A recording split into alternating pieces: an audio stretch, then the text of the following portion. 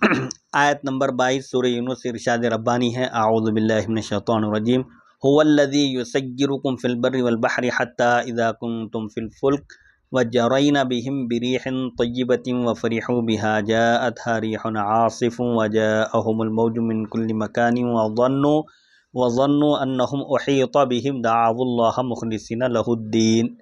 لئن انجیتنا من هذه لنکونن من الشاکرین۔ ترجمہ: وہی ہے جو سیر کراتا ہے تمہیں خشک زمین اور سمندر میں، یعنی اللہ ہی کی ذات ہے جو تم کو سیر کراتی ہے خشکی میں بھی سمندر میں بھی، زمین پر اور سمندر میں، یہاں تک کہ جب تم سوار ہوتے ہو کشتیوں میں اور چلنے لگتی ہیں مسافروں کو لے کر موافق ہوا کی وجہ سے۔ موافق ہوا ہے اور سمندر میں کشتی چل رہی ہے اور مسرور ہوتے ہیں اس سے، اور سب سمندری جہاز میں سوار مسافرین خوش رہتے ہیں، کشتی برابر چل رہی ہے، ہوا بھی مخالف نہیں ہے، تو اچانک آ لیتی ہے انہیں تند و تیز ہوا، اور آ لیتی ہے انہیں موجیں ہر طرف سے، ہر جگہ سے، اور وہ خیال کرنے لگتے ہیں، انہیں یقین ہو جاتا ہے کہ انہیں گھیر لیا گیا ہے، یعنی اب ان کی موت، کشتی بھنور میں آ گئی ہے، ہوا مخالف چلنے لگی ہے، تو اب ان کو یقین ہو جاتا ہے کہ اب ان کا کام تمام ہو جانے والا ہے۔ تو اس وقت وہ کیا کرتے ہیں؟ جب موت ان کو ان کی آنکھوں کے سامنے دکھائی دیتی ہے تو وہ پکارتے ہیں اللہ تعالیٰ کو، خالص اسی کی عبادت کرتے ہوئے، اللہ اللہ کہتے ہیں، جب کہتے ہیں اے کریم اگر تو نے ہمیں بچا لیا اس طوفان سے تو ہم یقیناً ہو جائیں گے تیرے شکر گزار بندوں میں سے۔ یعنی جب موت سر پر دکھائی دیتی ہے تو فوراً اللہ تعالیٰ کی وحدانیت کے قائل ہو جاتے ہیں، اور اس وقت وعدے کرتے ہیں کہ اگر تو اس بھنور سے ہم کو بچا لے گا تو یقیناً ہم ایمان لائیں گے۔ یہ اس آیت کا ترجمہ تھا۔ تشریح یعنی وہ تمہیں چلنے پر برانگیختہ کرتا ہے، یعنی وہ تمہیں چلنے پر ابھارتا ہے، سفر کا موقع عنایت فرماتا ہے اور تمہارے لیے چلنا ممکن بناتا ہے۔ یہ جمہور کی قرات ہے، اور ابن عامر اور ابو جعفر نے ینشرکم نون اور شین کے ساتھ نشرن سے مشتق کر کے پڑھا ہے۔ هو الذی یسیرکم کے بجائے ابن عامر اور ابو جعفر نے هو الذی ینشرکم فی البر والبحر پڑھا ہے اس کو۔ یہ نشر سے انہوں نے اس کو مشتق مانا ہے، نشر کے معنی پھیلانا، وہی ہے اللہ کی ذات جو تم کو خشکی اور سمندر میں پھیلاتی ہے۔ فلک کا معنی کشتیاں ہیں، فلک لفظ واحد اور جمع دونوں معنی کے لیے استعمال ہوتا ہے، مگر یہاں جمع کے معنی میں ہے کیونکہ آگے جمع کے موافق کلام ہے۔ فلک یہ واحد اور جمع دونوں میں بھی یہی وزن ہوتا ہے، فلک کے معنی کشتی، فلک کے معنی کشتیاں، واحد اور جمع ایک ہی وزن ہے، البتہ یہاں جمع کے معنی میں ہے۔ کیوں؟ اس لیے کہ آگے جمع کے موافق کلام ہے، وجرین بہم جمع کا صیغہ لایا گیا، وہ کشتیاں ان کو لے کر چلتی ہیں، جو ان پر سوار ہوتے ہیں وہ کشتیاں ان کو لے کر چلتی ہیں۔ یہاں مبالغے کے لیے خطاب سے غیبت کی طرف التفات کیا گیا، ہونا تو یہ چاہیے تھا هو الذی یسیرکم فی البر والبحر حتی اذا کنتم فی الفلک، یہاں تک کہ جب تم کشتیوں میں ہو، وجرین بکم کہنا چاہیے تھا لیکن بہم کہا گیا، یہاں پر خطاب سے ہٹ کر غائب کی طرف، غائب کے صیغے کی طرف آئے، اور وہ کشتیاں ان کو لے کر چلتی ہیں۔ اس طرح کیوں کہا گیا؟ کلام التفات من الغیبت من الخطاب الی الغیبہ، کیونکہ یہ غیروں کا تذکرہ ہے تاکہ ان کی حالت پر تعجب کیا جائے، حیرت کا اظہار کیا جائے اور ان پر نفرت کا اظہار کیا جائے۔ بریح طیبہ سے مراد مقصود تک پہنچانے والی نرم ہوا ہے، یہاں تک کہ جب تم کشتیوں میں ہوتے ہو اور وہ کشتیاں ان کو لے کر چلتی ہیں نرم اور ملائم ہوا کے ذریعے، یعنی سمندری کشتی جب سفر کرتی ہے سمندر میں چلتی ہے اور ہوا بھی موافق ہوتی ہے تو سکون کے ساتھ سفر طے ہوتا ہے۔ حتی اذا کنتم فی الفلک وجرین بہم بریح طیبۃ وفرحوا بها، اور وہ اس پر خوش ہوتے ہیں، کشتی میں سوار مسافرین خوش رہتے ہیں کہ سمندری سفر آسانی کے ساتھ سکون کے ساتھ طے ہو رہا ہے۔ یہ اذا کا جواب ہے، حتی اذا کنتم فی الفلک کا جواب کیا ہے؟ جاءتھا ریح عاصف، یہاں تک کہ جب تم کشتیوں میں ہوتے ہو اور تمہارے پاس ایک تیز و تند ہوا ان کشتیوں کے پاس آتی ہے، چلتی ہے، یہ اذا کا جواب ہے، اور ہا ضمیر کا مرجع یا تو فلک ہے، جاءتھا تو ان کے پاس آتی ہے، ہا سے مراد فلک، کشتیوں کے پاس آتی ہے، یا پھر ریح طیبہ ہے، وجرین بہم بریح طیبۃ وفرحوا بها جاءتھا، اس نرم ہوا کے پاس ایک تیز و تند ہوا آتی ہے، یا تو ہا ضمیر کا مرجع فلک ہے یا پھر ریح طیبہ ہے، یعنی اس ہوا کے چلنے کی وجہ سے وہ خوش ہوتے ہیں، موافق ہوا چلتی ہے، سفر سکون کے ساتھ طے ہو رہا ہے تو وہ خوش ہوتے ہیں، خوشی کا اظہار کرتے ہیں۔ ریح عاصف سخت تیز ہوا کو کہتے ہیں، تیز و تند ہوا جو کسی چیز کو اپنی جگہ پر باقی رہنے نہیں دیتی۔ جاءتھا ریح عاصف وجاءہم الموج من کل مکان، اور ان کے پاس موج ہر طرف سے آ جاتی ہے، یعنی ہر طرف سے موج ان کی کشتی کو گھیر لیتی ہے اور ان کی کشتی بھنور میں آ جاتی ہے۔ ہوا کی تیزی کی وجہ سے پانی کے اوپر جو لہریں بلند ہوتی ہیں انہیں موج کہا جاتا ہے۔ وظنوا، جب وہ کشتی میں سوار جو لوگ ہیں جب ان کی کشتی بھنور میں آ جاتی ہے تو وہ یقین کر لیتے ہیں۔ ظن یہاں پر ظن کے معنی میں نہیں بلکہ یقین کے معنی میں ہے، یہاں ایقنوا نہیں فرمایا، وظنوا کہا گیا، وایقنوا نہیں کہا۔ کیوں؟ کیونکہ صرف قرائن کی وجہ سے مستقبل کے امور کے بارے میں یقین متصور نہیں ہو سکتا، صرف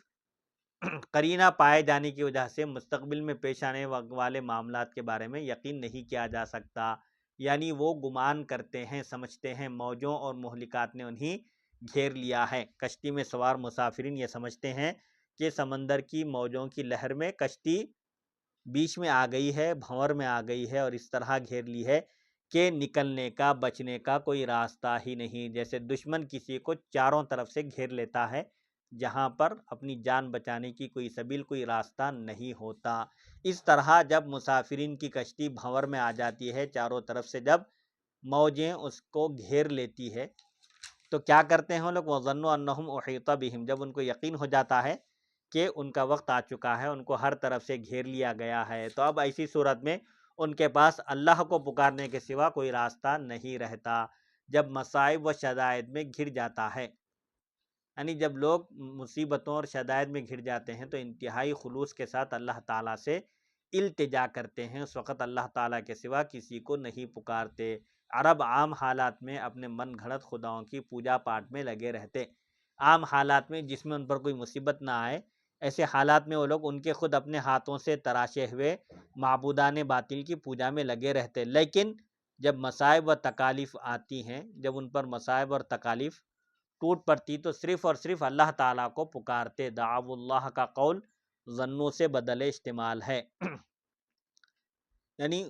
وہ لوگ جب کسی پریشانی میں، مصیبت میں گھر جاتے ہیں اور اس سے نکلنے کا کوئی راستہ ان کو نظر نہیں آتا تو وہ صرف اللہ کو پکارتے ہیں، کیونکہ ان کی دعا ان کے ظن کے لوازم میں سے ہے، یعنی ان کا پکارنا یہ کس کا لازمہ ہے؟ ان کو جب یقین ہو جائے کہ اب بچنے کی کوئی راہ، کوئی سبیل نہیں ہے، اس بھنور سے صرف اللہ تعالیٰ ہی بچا سکتا ہے، ظن کے لوازمات میں سے ان کا پکارنا ہے، گڑ گڑا کر اللہ کو یاد کرنا ہے اور اللہ سے التجا کرنا ہے۔ کیا کہتے ہیں وہ لوگ؟ دعوا اللہ مخلصین لہ الدین لئن انجیتنا من ہذہ لنکونن من الشاکرین، اگر تو ہم کو اس مصیبت سے نجات دے دے تو ہم ضرور تیرے شکر گزار بندوں میں سے ہو جائیں گے۔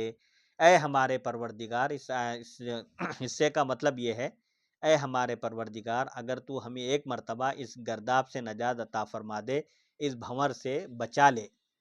من ہذہ یعنی اس تند و تیز ہوا کے جھونکوں سے بچا لے، تو ہم تیرے شکر گزار بندوں میں سے ہو جائیں گے۔ یہ جملہ شرطیہ ہے، اس سے پہلے یا تو قول کا فعل محذوف ہے یا یہ دعاؤں کا مفعول ہے، کیونکہ یہ بھی ان کے قول کا حصہ ہے۔ دعوا اللہ مخلصین لہ الدین، وہ اللہ کو پکارتے ہیں، اسی کے لیے اطاعت کو، دین کو خالص کرتے ہیں، اس کا یہ مفعول ہے۔ لئن انجیتنا، کیا کہہ کر پکارتے ہیں کہ اگر تو ہم کو اس بھنور سے نجات دے دے، اس مصیبت سے ہم کو بچا لے تو ہم ضرور تیرے شکر گزار بندوں میں سے ہو جائیں گے۔ اس کلام میں سیر کرانے کی غایت کشتیوں میں ہونا نہیں ہے، اللہ تعالیٰ کی ذات وہی ہے جو تم کو سیر کراتی ہے خشکی میں اور سمندر میں، یہاں تک کہ جو تم کشتیوں میں ہو، یہ اس سیر کرانے کا مقصد نہیں ہے، بلکہ حتیٰ کے بعد جو جملہ شرطیہ ہے اس کا پورا مضمون غایت ہے۔ حتیٰ اذا کنتم فی الفلک، یہ سیر کی غایت مقصد نہیں ہے، بلکہ وجرین بہم، جب اللہ تعالیٰ تم کو سمندری کشتی میں سیر کراتا ہے، سفر کراتا ہے، تو اس وقت تمہاری کیا کیفیت ہوتی ہے، اس کے بعد والا مضمون یہ پورا اس سیر کا مقصد اور اس کی غایت ہے۔ گویا یوں کہا گیا ہے حتیٰ کہ جب اس طرح ہوا کا چلنا، موجوں کا بپھرنا، پھر ہلاکتوں کا خیال آنا، نجات کی دعا کرنا، یہ سب تسییر کی غایت ہے، یعنی تیز و تند ہوا کا چلنا، پھر موجوں کا کشتی کو گھیر لینا، پھر ہلاکت کا خیال آنا دل میں، پھر نجات کی التجا کرنا، اللہ تعالیٰ کی طرف رجوع ہونا، یہ سب مقصد ہے کس کا؟ تسییر کا۔ اللہ تعالیٰ کے خشکی اور سمندر میں مسافروں کو چلانے کا مقصد کیا ہے؟ کہ جب وہ لوگ کسی مصیبت میں پھنس جائیں، ان کی کشتی بھنور میں آ جائے اور ان کو اپنی ہلاکت یقینی معلوم ہو، اب ان کو یہ یقین ہو جائے کہ اب اس گرداب سے، اس بلا سے، اس بھنور سے، اس مصیبت سے اللہ کے سوا کوئی نجات نہیں دے سکتا، تو وہ پھر ظاہر بات ہے وہ اللہ ہی کی طرف رجوع ہوں گے، اسی سے اس مصیبت سے چھٹکارا پانے کے لیے التجا کریں گے۔ آیت نمبر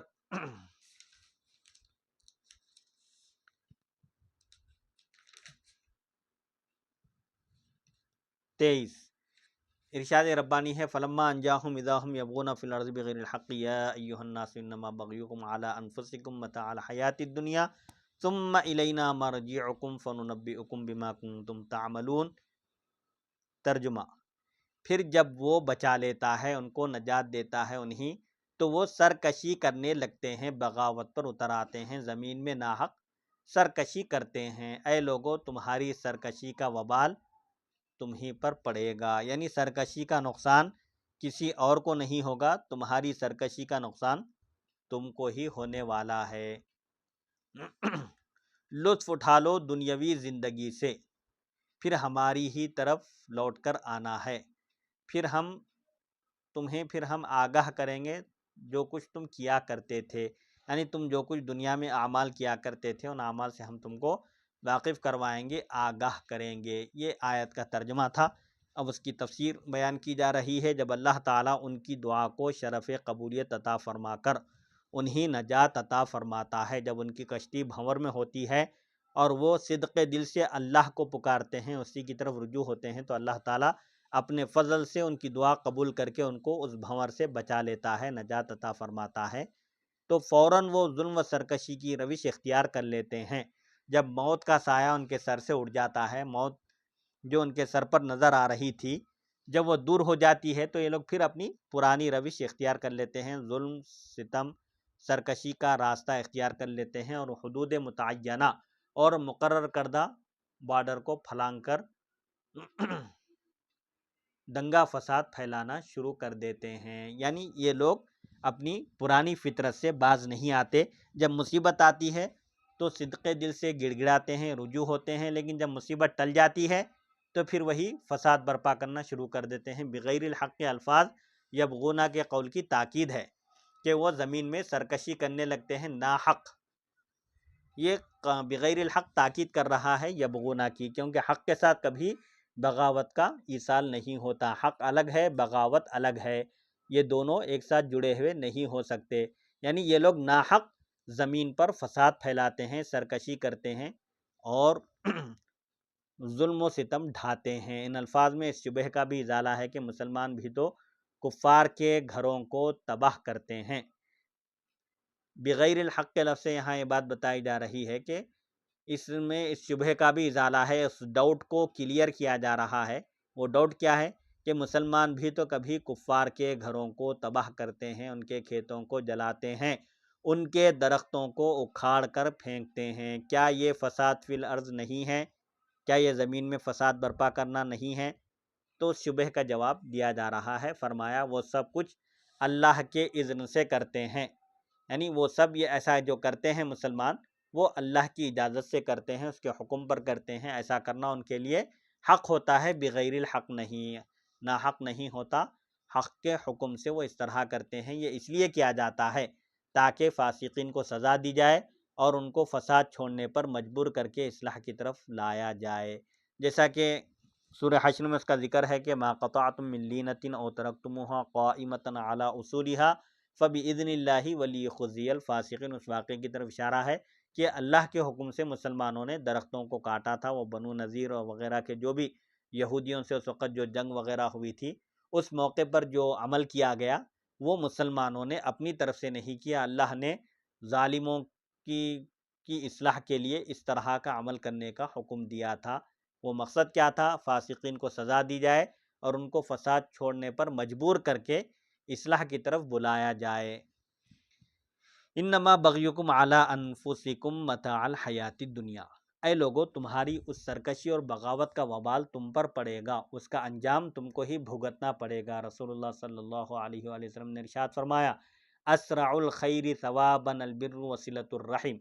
سب سے جلدی ثواب پہنچانے والی نیکی حسن سلوک اور صلہ رحمی ہے۔ جس نیکی کا ثواب پیشگی ملتا ہے، نیٹ ملتا ہے، فوراً ملتا ہے، وہ کیا ہے؟ حسن سلوک، اچھا سلوک اور رشتہ داروں کا خیال رکھنا ہے۔ وَأَسْرَعُ الشَّرِّ عُقُوبَةً الْبَغْيُ وَقَطِيعَةُ الرَّحِمِ، اور سب سے جلدی سزا پہنچانے والی برائی، جس برائی کی سزا سب سے جلدی ملتی ہے، سب سے تیزی سے پہنچائی جاتی ہے، وہ ہے بغاوت اور قطع تعلقی، سرکشی، ظلم اور رشتہ داروں کے ساتھ تعلق کو ختم کرنا۔ یہ ایک ایسی برائی ہے جس کی سزا آخرت میں تو طے ہے ہی، لیکن اس کے ساتھ دنیا میں بھی اس کے انجام سے گزرنا پڑتا ہے اس برائی کرنے والے کو۔ حوالے کے لیے دیکھیے ترغیب و ترہیب، جلد نمبر 3 صفحہ 343۔ اس حدیث کو ترمذی اور ابن ماجہ نے حضرت عائشہ رضی اللہ عنہا سے سند حسن کے ساتھ روایت کیا ہے۔ رسول اللہ صلی اللہ علیہ وآلہ وسلم نے ارشاد فرمایا، 3 برائیاں اگر کسی میں پائی جائیں تو ان کا وبال اس کے اپنے اوپر لوٹتا ہے۔ 3 برائیاں ایسی ہے جس کا انجام خود برائی کرنے والے کو بھگتنا پڑتا ہے۔ ان 3 میں سے ایک ہے سرکشی و بغاوت، نمبر 2 دھوکہ، نمبر 3 وعدہ خلافی۔ یہ 3 گناہ، 3 برائیاں ایسی ہیں جن کا وبال، جن کا انجام فوراً اس گناہ گار کو بھگتنا پڑتا ہے۔ اس حدیث کو ابو شیخ خطیب اور ابن مردوہ نے تفسیر میں حضرت انس سے روایت کیا ہے۔ رسول اللہ صلی اللہ علیہ وآلہ وسلم نے فرمایا، لو بغا جبل علی جبل لدک الباغی منہما، اگر ایک پہاڑ بھی دوسرے پہاڑ پر بغاوت کرے، سرکشی کرے، دوسرے پہاڑ پر ظلم کرے، تو دونوں میں سے جو باغی ہوگا اس کو ریزہ ریزہ کر دیا جائے گا۔ حوالے کے لیے دیکھیے الدر المنصور جلد 3 صفحہ 544۔ اور اوپر جو روایت گزری تھی کہ 3 برائیاں ایسی ہیں کہ ان کا وبال خود ان برائی کے کرنے والے کی طرف لوٹتا ہے، وہ روایت کنز العمال جلد 16 صفحہ 26 میں موجود ہے۔ یہ ایک پہاڑ بھی اگر دوسرے پہاڑ پر ظلم کرے، زیادتی کرے، تو زیادتی کرنے والے پہاڑ کو ریزہ ریزہ کر دیا جائے گا۔ اس حدیث کو ابن لال نے حضرت ابو ہریرہ سے روایت کیا ہے۔ اس کے بعد متاع الحیات الدنیا، یہ ظاہری دنیا کا ساز و سامان نفع پہنچانے کے لیے ہے مگر ہمیشہ رہنے والا نہیں ہے۔ یہ دنیا دائمی نہیں ہے، ہمیشہ رہنے والی نہیں ہے۔ یہاں جو ساز و سامان ہے یہ صرف فائدہ پہنچانے کے لیے ہے، یہ ہمیشہ باقی رہنے والا نہیں ہے۔ حضرت حفص نے مصدر مؤکد کی حیثیت سے اسے منصوب پڑھا ہے۔ حضرت حفص قاری ہیں، انہوں نے متاع الحیات الدنیا عین کے زبر کے ساتھ پڑھا، کیوں؟ یہ مصدر ہے اور تاکید کرنے والا ہے، مصدر مؤکد کی ہونے کی حیثیت سے اسے زبر پڑھا، یعنی تمتعون متاع الحیات الدنیا، اس سے پہلے ایک فعل محذوف ہے، تم فائدہ اٹھاتے ہو چند روزہ دنیاوی زندگی کا فائدہ، یا یہ بغی کا مفعول ہے، انما بغیکم علی انفسکم، بغیکم یہ بغی کا مصدر ہے، یہ اس وجہ سے منصوب ہے کیونکہ اس میں طلب کا معنی پایا جاتا ہے۔ بغا یبغی کے ایک معنی طلب کرنے کی بھی آتے ہیں، اس حساب سے اس کا مفعول بھی مانا گیا ہے۔ جار مجرور اس کے متعلق ہوگا، علی انفسکم، یہ جار مجرور اس کے متعلق ہوگا اور اس کی خبر محذوف ہوگی، چھپی ہوئی پوشیدہ ہوگی۔ تقدیر عبارت یوں ہوگی، اس طرح ہوگی تقدیر عبارت کہ انما بغیکم متاع الحیات الدنیا محظور او ضلال، سوائے اس کے کچھ نہیں کہ تمہارا دنیاوی زندگی کے ساز و سامان کو طلب کرنا منع ہے یا گمراہی ہے۔ تمہارا دنیاوی زندگی کے ساز و سامان کے لیے بغاوت کرنا یہ محظور ہے، منع ہے یا گمراہی ہے۔ دنیاوی ساز و سامان کو حاصل کرنے کے لیے بغاوت کرنا، سرکشی پر اتر آنا، یہ سراسر کیا ہے؟ منع ہے یا گمراہی کے راستے پر لے جانے والا ہے، یا اس کا فعل مفعول ہے جس پر البغی دلالت کرتا ہے، اور علی انفسکم خبر ہے۔ باقی علماء نے اسے مرفوع پڑھا ہے، انما بغیکم علی انفسکم متاع الحیات الدنیا، عین کے ضمے کے ساتھ پڑھا ہے باقی قراء نے، کیونکہ خبر کے بعد دوسری خبر ہے۔ سوائے اس کے کچھ نہیں کہ تمہارے ظلم کا انجام، تمہاری سرکشی کا وبال تمہارے ہی نفسوں پر ہوگا، دنیاوی زندگی کے ساز و سامان۔ اس کے تقدیر عبارت اس طرح ہوگی، ذالک متاع الحیات الدنیا، وہ دنیاوی زندگی کا ساز و سامان ہے، اور اعلیٰ انفسکم بغیکم کی خبر ہے، سوائے اس کے کچھ نہیں کہ تمہاری سرکشی کا انجام تمہارے ہی نفسوں پر ہوگا۔ ثم الینا مرجعکم فننبئکم بما کنتم تعملون، یعنی جو کچھ تم کرتے رہے اس کی تمہیں جزا دے کر تمہیں آگاہ کرے گا، قیامت کے دن تمہیں تمہارے اعمال سے آگاہ کرے گا اور تم کو ان اعمال کی جزا دے گا، اگر نیک اعمال ہوں تو جزا دے گا، اور اگر برے اعمال ہوں تو ان کی سزا دے گا۔ ارشاد ربانی ہے، انما مثل الحیات الدنیا کماء انزلناہ من السماء فاختلط به نبات الارض مما یاکل الناس والانعام حتی اذا اخذت الارض زخرفها وزینت وظن اہلها انہم قادرون علیہا اتاها امرنا لیلا ونہارا فجعلناها حصیدا کأن لم تغن بالامس کذالک نفصل الآیات لقوم یتفکرون۔ ترجمہ، بس حیات دنیاوی کے عروج و زوال کی مثال ایسی ہے جیسے ہم نے پانی اتارا آسمان سے سوگھنی ہو کر، اچھا یہاں تک کہ ہم نے آسمان سے پانی اتارا، پس اس سے زمین کے نباتات خلط ملط ہو گئے، مل جل گئے، ان نباتات میں سے جن کو لوگ اور چوپائے کھاتے ہیں، یعنی جو انسانوں کی اور جانوروں کی غذا ہے، سر سبزی کی جس سے انسان بھی کھاتے ہیں اور حیوان بھی، یہاں تک کہ جب لے لیا زمین نے اپنا سنگارا، یعنی یہاں تک کہ جب زمین مزخرف ہو گئی، مزین ہو گئی، آراستہ ہو گئی، وزینت، اور وہ خوب آراستہ ہو گئی، مطلب بارش ہونے کی وجہ سے کھیتیاں لہلہا اٹھے اور ہر طرف ہریالی ہو گئی اور سرسبزی و شادابی چھا گئی، اور یقین کر لیا اس کے مالکوں نے، کھیتوں کے مالکوں نے یقین کر لیا کہ اب انہوں نے قابو پا لیا ہے، مطلب یہ ہے کہ انہوں نے اب اشیاء خرد و نوش کو حاصل کر لیا ہے، کھیتی اگ چکی ہے، فصل تیار ہے۔ جب ان کو اس بات کا یقین ہو گیا تو اس پر اچانک آ پڑا اس پر ہمارا حکم، یعنی راتوں رات ہمارا عذاب آ گیا ہے، رات یا دن کے وقت ہم نے فصل پر، کھیتی پر ہم نے آفت بھیجی، عذاب بھیجا، رات یا دن کے وقت، بس ہم نے کاٹ کر رکھ دیا اسے، گویا کل وہ یہاں تھی ہی نہیں، یعنی ہم نے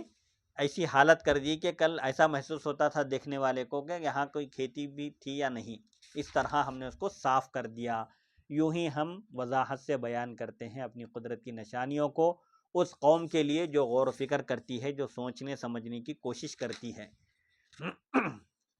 یہ آیت کا ترجمہ تھا۔ اس کی تفسیر کرتے ہوئے کہتے ہیں، اس دنیا کے جلد فنا ہونے اور لوگوں کے اس کے حسن و رعنائی سے دھوکہ کھانے کی عجیب مثال ہے۔ یہ جو دنیا ہے بہت جلد ختم ہونے والی ہے، اور اس کی زیب و زینت اور اس کا حسن و جمال جس سے عام طور پر لوگ دھوکہ کھا جاتے ہیں، یہ ایک عجیب و غریب مثال ہے اس دنیا کی۔ ہم آسمان سے پانی اتارتے ہیں، اس دنیا کی ایک مثال دے کر اللہ تعالیٰ تمثیل دے کر بیان فرما رہا ہے، کیونکہ کوئی بھی چیز مثال سے اچھی طرح سمجھ میں آتی ہے تو اللہ تعالیٰ فرماتا ہے دنیاوی زندگی کی مثال اس پانی کی طرح ہے جس کو ہم نے آسمان سے اتارا، یعنی جس بارش کو ہم نے آسمان سے نازل کیا۔ اب وہ مثال دیتے ہوئے کہتے ہیں، ہم آسمان سے پانی اتارتے ہیں، ہم آسمان سے بارش برساتے ہیں، پھر اس کی وجہ سے خوب گھنی ہو کر اگتی ہے زمین، یعنی اس بارش کی وجہ سے زمین کے دانے، پھل اور سبزیاں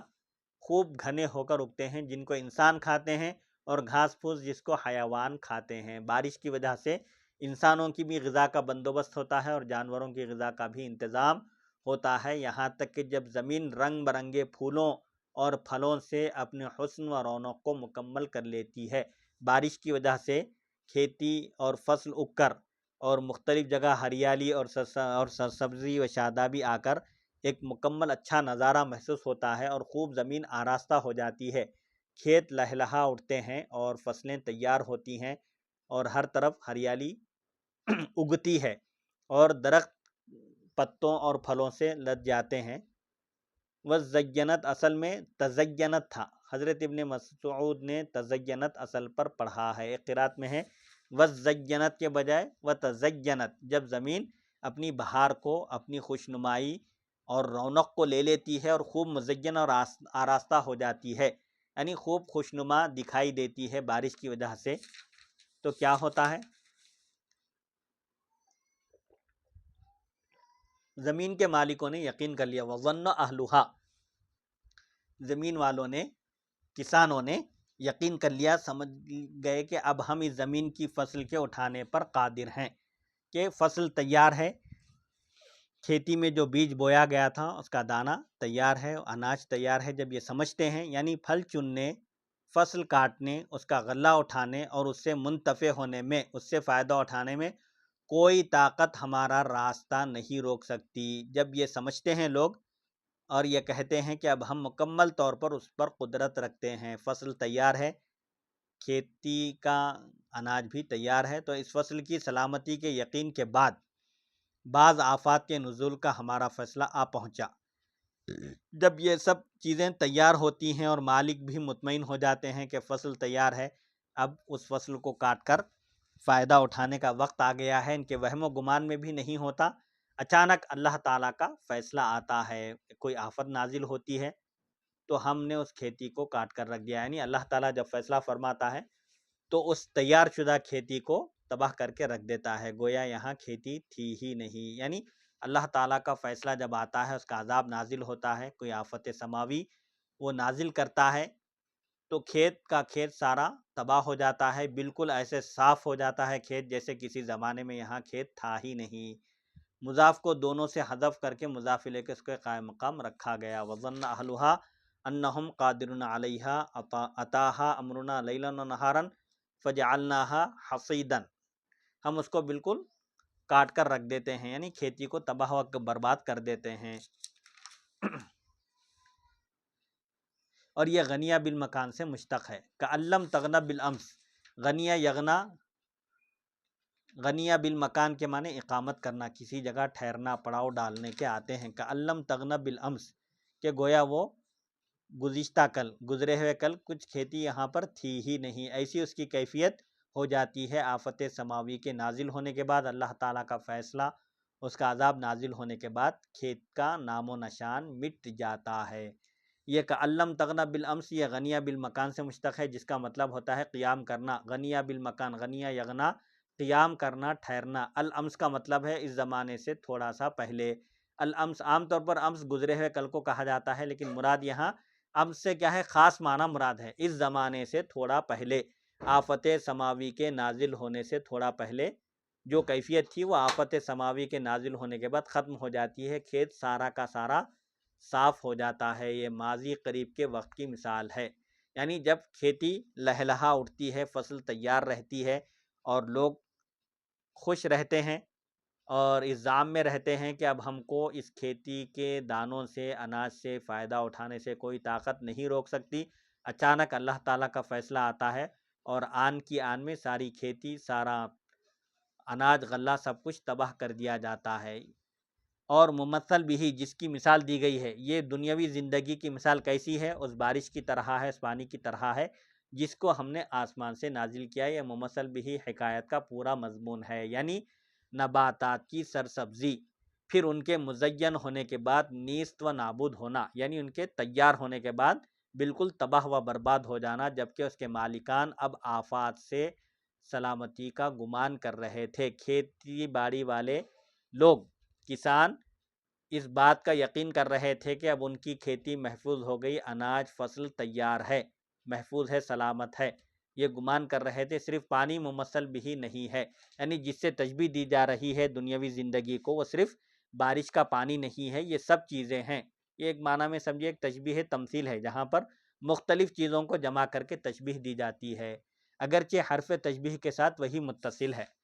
کمائن، یہاں پر دنیاوی زندگی کی مثال پانی کی طرح ہے، بظاہر یہ جڑا ہوا ہے اس سے، لیکن ممثل بھی، جس کے ذریعے تشبیہ دی جا رہی ہے دنیاوی زندگی کو، یہ مختلف چیزیں ہیں، الگ الگ کئی چیزوں کا مجموعہ ہے وہ، کیونکہ یہ تشبیہ مرکب ہے۔ ایک تشبیہ ہوتی ہے کسی ایک چیز میں تشبیہ دینا، جیسے زیدن کل اسد کہا جائے، زید شیر کی طرح ہے، کس میں؟ شجاعت میں، بہادری میں۔ لیکن کبھی ایک چیز کو کئی چیزوں میں تشبیہ دی جاتی ہے، تو یہاں پر دنیاوی زندگی کو کس سے تشبیہ دی گئی؟ پانی سے، بارش کے پانی سے، پھر اس پانی سے اگنے والی کھیتی اور پھر اس کے مالکین کا اطمینان، پھر اس کے بعد آفت سماوی کا آ کر اس کو اچانک ختم کر دینا، یہ دنیاوی زندگی بھی ایسی ہی ہے کہ یہ دنیا ایک دن ختم ہونے والی ہے، یہاں کا کوئی آرام، کوئی عیش دائمی نہیں ہے۔ تشبیہ مرکب کیوں ہے یہ؟ جس میں ایک مضمون کو دوسرے مضمون کے ساتھ تشبیہ دی جاتی ہے، جس میں وجہ شبہ، جس وصف میں دونوں شریک ہوتے ہیں وہ مفرد نہیں ہے، ایک نہیں ہے، ایک سے زائد ہے، اس کو تشبیہ مرکب، اور بلاغت کی اصطلاح میں اس کو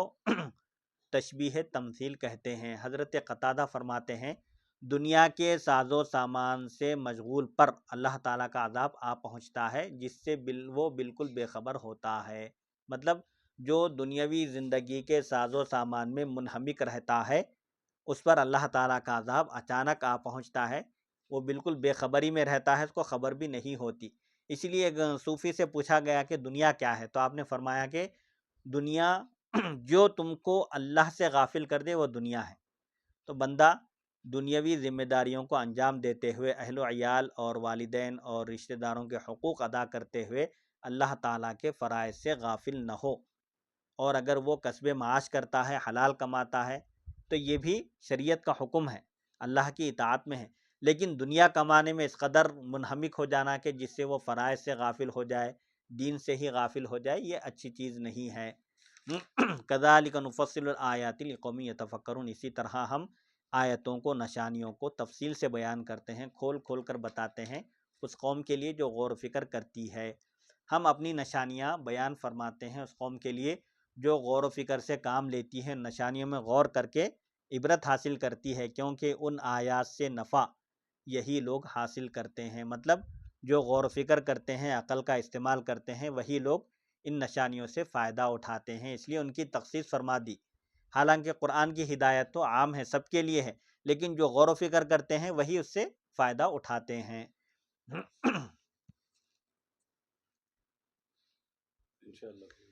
انشاءاللہ اگلی نشست میں